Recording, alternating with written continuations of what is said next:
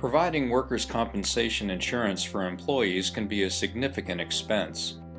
While some employers may be tempted to misclassify workers as independent contractors rather than as employees to avoid workers' compensation insurance and other costs, the penalties for misclassifying can be severe.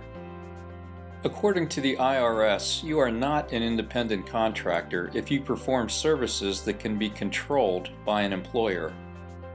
This applies even if you are given freedom of action. What matters is that the employer has the legal right to control the details of how the services are performed. If you classify an employee as an independent contractor, even by accident, and you have no reasonable basis for doing so, you may be held liable for employment taxes for that worker as well as incur severe penalties. While the IRS provides detailed guidelines for determining independent contractor status, it may be helpful to consider these 10 common sense criteria.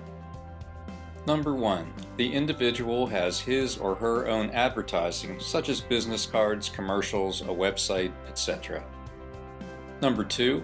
He performs work by way of his own contract, permit, or authority. He controls the manner and time for work performed. He performs work that differs from the primary work of the hiring business and performs work for other businesses. The individual has an employee ID number from the IRS or has filed federal business or self-employment income tax returns for work or services performed in the prior calendar year. He or she provides all equipment and materials needed to perform services under the contract. The business has liability insurance under its own business name and federal EIN. He or she has recurring business liabilities and obligations.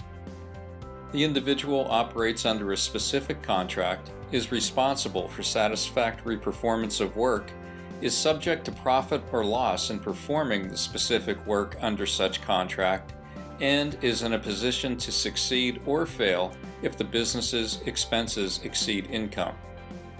The individual maintains a separate business establishment.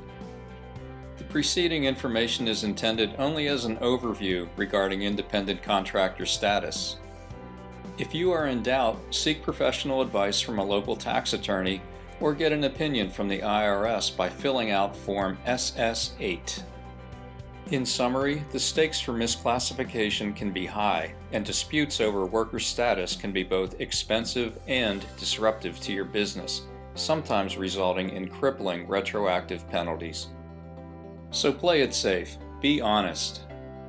If you would like help in acquiring affordable workers' compensation insurance for your business, contact American Insuring Group at www.aigltd.com.